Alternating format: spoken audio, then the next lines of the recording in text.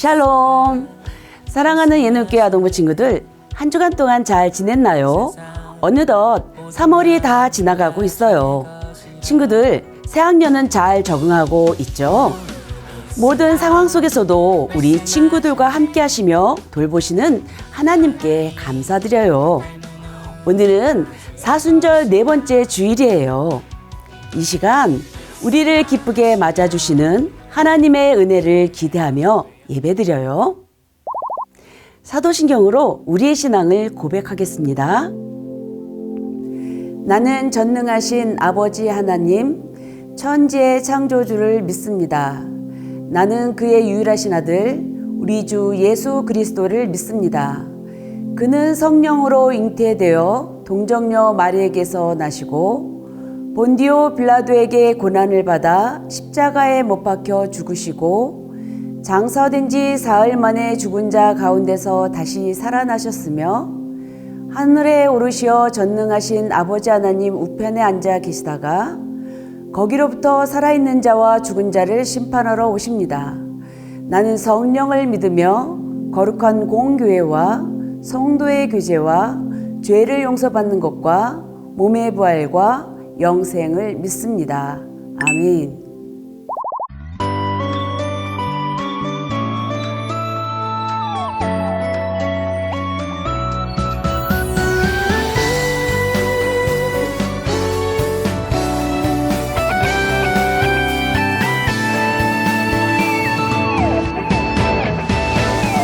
하나님이 나를 바라보실 때 그 눈길 사랑스레 머무는 곳 그 누구도 볼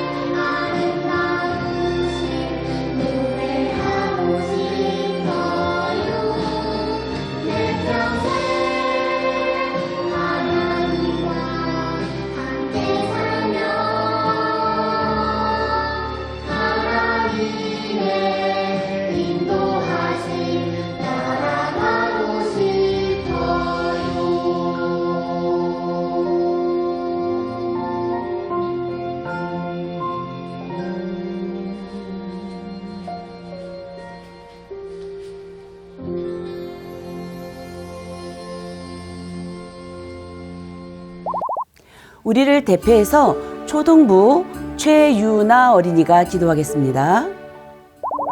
하나님 아버지 감사합니다. 오늘 예배를 드리게 해주셔서 정말 감사합니다. 오늘은 사순절 넷째 주일입니다. 우리가 예수님의 죽으심과 부활을 다시 한번 마음에 새기게 해주세요. 말씀을 전하시는 전도사님께 풍성한 지혜를 주시고 우리가 전도사님의 말씀에 집중할 수 있도록 도와주세요. 또 그 말씀을 통해 우리가 하나님의 영광을 보게 해주세요. 감사합니다. 사랑합니다. 우리를 위해 이 땅에 오신 예수님의 이름으로 기도드립니다. 아멘.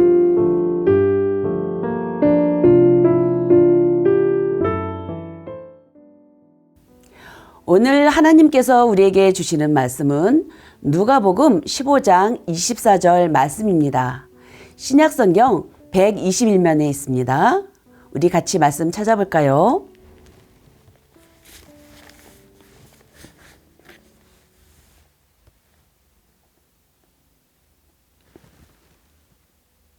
다 찾았으면 한 목소리로 함께 읽겠습니다. 이 내 아들은 죽었다가 다시 살아났으며 내가 잃었다가 다시 얻었노라 하니 그들이 즐거워하더라. 아멘. 리차드 위버 목사님은 19세기에 활동한 영국의 복음 전도자예요. 리차드 위버 목사님의 일생을 다룬 책에 한 소녀와 그녀의 어머니에 관한 일화가 나와요. 전도사님이 그 이야기를 우리 친구들에게 소개시켜 주려고 해요. 리차드 위버 목사님과 그 일행이 전도 여행 중 스코틀랜드의 한 공원에서 말씀을 전하게 되었어요. 말씀을 들은 수많은 사람들이 회개하고 하나님께로 돌아왔어요. 그들 중에 9년 전에 집을 떠난 한 가난한 소녀가 있었어요. 목사님의 설교를 듣다가 그 소녀는 자신의 잘못을 뉘우치고는 어머니가 계신 집으로 돌아가기로 결심했어요. 그녀가 집에 도착했을 때는 늦은 밤이었어요. 모두가 잠든 시간이었지만 그녀의 집에서는 창문을 통해 빛이 흘러 나왔어요. 문에 다가가 똑똑 노크를 했어요. 하지만 아무런 대답도 없었어요. 소녀는 밖에서 추위에 떨며 몇 번이고 노크를 했어요. 그래도 대답이 없었어요. 사실 그 시간 소녀의 어머니는 침대에 누워 있었어요. 그렇게 늦은 시간에 들려오는 노크 소리에 어떻게 해야 할지 몰라 침대에 가만히 있었던 거예요. 소녀는 문 걸쇠에 손을 대고 들어올려 보았어요. 그런데 놀랍게도 즉시 문이 열리는 거예요. 문이 열리는 소리에 어머니가 소리쳤어요. 거기 누구세요? 엄마, 저예요. 딸의 목소리를 듣자 어머니는 침대에서 벌떡 일어나 나와 딸을 오아락 끌어안았어요. 그 눈에서는 기쁨의 눈물이 흘러내렸어요. 딸이 엄마에게 물었어요. 엄마, 오늘 밤에 왜 문이 안 잠겨 있죠? 그러자 엄마가 대답했어요. 얘야, 9년 전 내가 집을 떠난 이후로 문은 한 번도 잠긴 적이 없어. 엄마는 내가 집으로 돌아올 거라 생각하고 너를 위해 문을 잠그지 않았단다. 친구들, 감동적이지 않나요? 9년 동안 딸을 기다린 어머니의 사랑이 느껴지나요? 오늘 말씀에도 하염없이 아들을 기다리는 한 아버지가 등장해요. 그럼 함께 말씀 속으로 들어가 볼까요?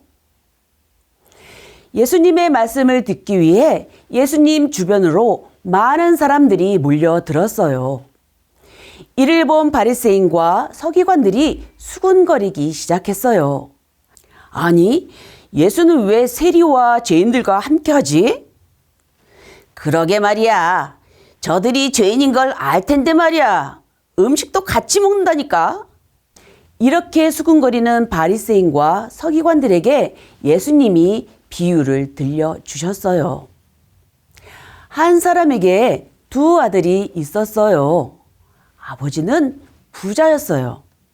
근데 어느 날 둘째 아들이 아버지에게 말했어요. 아버지의 재산 중에서 나중에 저에게 유산으로 남겨주려고 하셨던 거 있잖아요. 그거 지금 주세요. 아버지가 아직 살아계신데 유산을 미리 나눠달라는 것은 유대 사회에서는 아주 무리하기 그지없는 요구였어요.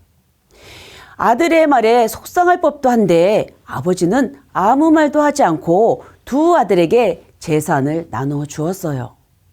며칠 후 둘째 아들은 아버지에게 받은 모든 재산을 가지고 먼 나라로 훌쩍 떠나 버렸어요. 그리고 그곳에서 돈을 흥청망청 마음껏 썼어요. 어쩌면 둘째 아들은 이런 생각을 했을지도 몰라요. 역시 돈이 최고야. 뭐든지 다 내 맘대로 할 수 있잖아.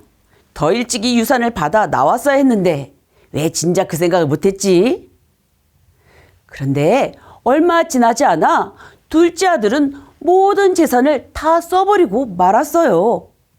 엎친 데 겹친 격으로 그 나라에 큰 흉년이 닥쳤어요. 돈도 떨어지고 흉년도 오자 둘째 아들은 매우 궁핍해졌어요. 먹고 살기가 힘들어졌어요. 결국 그는 그 나라 백성 중 한 사람에게 가서 더부살이를 하기 시작했어요. 그 주인은 둘째 아들에게 돼지 돌보는 일을 맡겼어요. 친구들, 둘째 아들이 돼지를 돌보는 일을 했다는 것은 그의 처지가 참으로 비참한 상태에 놓여 있다는 것을 뜻해요. 친구들, 유대인들에게 있어서 돼지는 어떤 동물이죠? 레위기에 의하면 돼지는 부정한 동물이에요. 그래서 유대인들은 돼지고기를 먹지 않아요. 돼지라는 단어를 입에 올리는 것도 싫어서 하얀 고기라고 불러요. 그리고 당시 돼지는 이방신에게 바치는 제물로도 사용되었기 때문에 유대인이 이방신에게 바칠 부정한 돼지를 키운다는 것은 매우 수치스러운 일이었어요.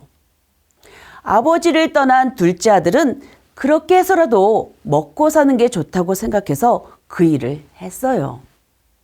그런데도 둘째 아들은 여전히 배가 고팠어요. 얼마나 배가 고팠던지 돼지가 먹는 쥐엄 열매라도 먹고 배를 가득 채우고 싶었어요. 하지만 둘째 아들에게 쥐엄 열매조차 주는 사람이 없었어요. 여기서 잠깐, 쥐엄 열매가 어떻게 생겼냐고요? 쥐엄나무는 이스라엘을 포함하여 지중해 지역에서 자라는 나무예요. 높이는 4m에서 10m 정도 되는 나무인데 최대 15m까지 자란다고 해요. 사진에서 보는 것과 같이 쥐엄나무에는 큰 콩꼬투리 모양의 열매가 열리는데 이 열매가 익으면 갈색으로 변해요. 당시 쥐엄 열매는 가축의 사료로 사용되었는데 배고픔이 심할 때는 가난한 사람들의 양식이 되기도 했어요. 전도사님도 이스라엘에 있을 때 마른 쥐엄나무 열매 맛을 살짝 봤는데 맛이 없었어요. 랍비 속담에 이스라엘 사람들은 쥐엄 열매를 먹게 될 때 회개한다 란 말이 있어요. 쥐엄 열매를 먹을 정도로 궁핍한 상황과 고난을 겪을 때 비로소 잘못을 뉘우치고 하나님을 찾게 된다는 말이에요. 그런데 공교롭게도 이 속담처럼 쥐엄 열매를 먹을 정도로 비참한 상황에 놓였을 때 비로소 둘째 아들은 아버지를 떠올렸어요. 우리 아버지 집에는 먹을 것이 아주 많아서 그 많은 일꾼도 다 배불리 먹는데 나는 꼼짝없이 여기서 굶어 죽는구나. 둘째 아들은 아버지 집으로 돌아가야겠다고 생각했어요. 하지만 아버지의 얼굴을 떠올리니 너무 죄송한 마음이 들었어요. 그래서 결심했어요. 그래, 아버지께 돌아가서 이렇게 말해야겠다. 아버지, 제가 너무 큰 죄를 지었어요. 저는 더 이상 아버지의 아들이라고 불릴 자격이 없습니다. 그러니 저를 그저 아버지의 일꾼 중 하나라고 여겨주세요. 둘째 아들은 집을 향해 걷고 또 걸었어요. 아직 집에서 멀리 떨어져 있을 때 누군가가 저 멀리서 둘째 아들을 향해 달려왔어요. 놀랍게도 그 사람은 바로 아버지였어요. 아버지는 저 멀리 걸어오는 둘째 아들을 한눈에 알아보았어요. 아버지는 아들이 보이자 즉시 뛰어와 꼭 안아 주었어요.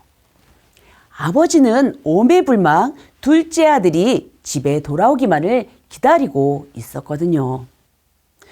둘째 아들이 고개를 푹 숙이며 아버지에게 말했어요. 아버지, 제가 정말 잘못했어요. 저는 아버지의 아들이라고 불릴 자격조차 없습니다. 하지만 아버지는 종들에게 그에게 가장 좋은 옷을 입히고 손가락에 반지도 끼우고 신발도 신기고 살진 송아지를 잡아 잔치를 준비하라고 말했어요. 이렇게 함으로써 아버지는 둘째 아들이 이전에 가졌던 아들로서의 모든 지위와 권위를 다 회복시켜 주었어요. 아버지는 돌아온 둘째 아들을 모른 채 하거나 나무라지 않았어요. 오히려 잘못을 뉘우치고 돌아온 둘째 아들을 끌어안고 용서해 주었어요. 그리고 죽었던 내 아들이 다시 살아 돌아왔어. 우리 아들을 잃었다가 다시 찾았어. 라고 말하며 기뻐했어요. 둘째 아들은 아버지의 재산을 다 써버리고 돌아왔지만 아들을 사랑했던 아버지는 잘못을 뉘우치고 돌아온 그 아들을 용서해 주었어요. 친구들, 예수님은 이 이야기를 왜 들려주셨을까요? 예수님은 하나님의 은혜와 사랑을 이야기해주고 싶으셨어요. 이 이야기에서 아버지는 하나님을, 둘째 아들은 죄로 인해 하나님을 떠났던 사람들을 의미해요. 예수님은 이 비유를 통해 우리를 끝까지 기다리고 구원하시는 하나님의 크신 은혜를 전해주고 싶으셨어요. 하나님은 죄를 뉘우치고 하나님께 돌아오는 모든 사람을 용서해 주세요. 그리고 하나님은 돌아온 한 사람 때문에 큰 기쁨의 잔치를 열어주세요. 사랑하는 친구들, 우리는 지금 사순절 기간을 보내고 있어요. 사순절 기간 동안 우리 친구들이 이 땅에 오셔서 우리를 향한 하나님의 크신 사랑과 은혜를 전해주신 예수님을 기억하길 바래요. 그리고 우리의 죄를 용서하시는 하나님의 은혜를 믿고 그 은혜에 감사하며 아직도 하나님을 알지 못하는 사람들에게 하나님의 은혜와 사랑을 전하는 어린이가 되기를 바래요. 함께 기도하겠습니다. 하나님, 죄로 인해 하나님과 멀어졌던 우리에게 예수님을 보내주셔서 하나님께로 돌아갈 수 있는 길을 열어주시니 감사합니다. 오늘 말씀을 통해서 하나님이 우리를 얼마나 사랑하시는지 다시 알게 되었어요. 아버지의 집을 떠난 둘째 아들처럼 우리도 하나님과 멀어지려고 할 때가 있는데 그럴 때마다 우리의 죄를 용서해 주시고 안아주시는 하나님의 사랑과 은혜를 기억하고 돌이켜 회개할 수 있게 도와주세요. 우리를 용서하시고 안아주시는 하나님의 은혜를 매일의 삶에서 경험하게 해주세요. 예수님의 이름으로 기도합니다. 아멘. 이제 정성껏 준비한 헌금을 하나님께 올려드리겠습니다.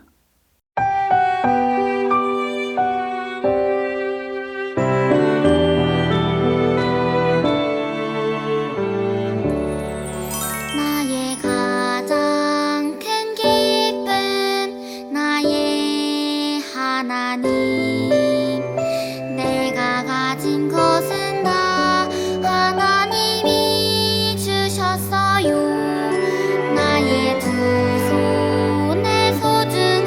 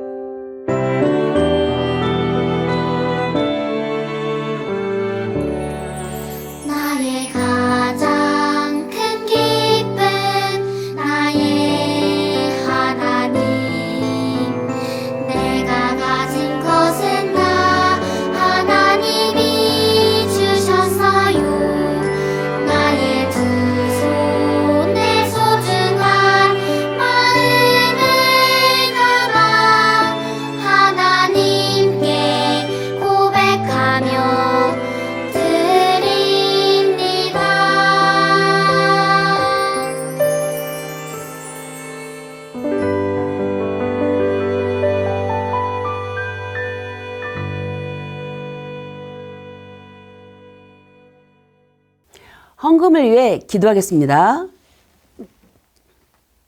하나님, 받을 자격이 없는 우리에게 날마다 넘치는 은혜와 사랑을 부어주셔서 감사합니다. 그 감사한 마음을 담아 이 예물을 올려드립니다. 이 예물을 기쁘게 받아주시고 이 예물이 하나님이 기뻐하시는 곳에 사용되게 해주세요. 예물을 드린 손길들 축복하셔서 날마다 하나님 안에서 풍성한 삶을 누리게 해주세요. 예수님의 이름으로 기도합니다. 아멘.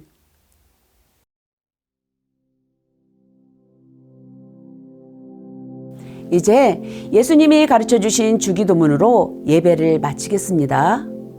하늘에 계신 우리 아버지, 아버지의 이름을 거룩하게 하시며 아버지의 나라가 오게 하시며 아버지의 뜻이 하늘에서와 같이 땅에서도 이루어지게 하소서. 오늘 우리에게 일용할 양식을 주시고 우리가 우리에게 잘못한 사람을 용서하여 준 것 같이 우리 죄를 용서하여 주시고 우리를 시험에 빠지지 않게 하시고 악에서 구하소서. 나라와 권능과 영광이 영원히 아버지의 것입니다. 아멘. 친구들, 예배 잘 드렸나요? 이번 한 주간도 하나님이 베푸신 사랑과 은혜 속에서 잘 지내고 다음 주에 건강한 모습으로 만나요. 안녕.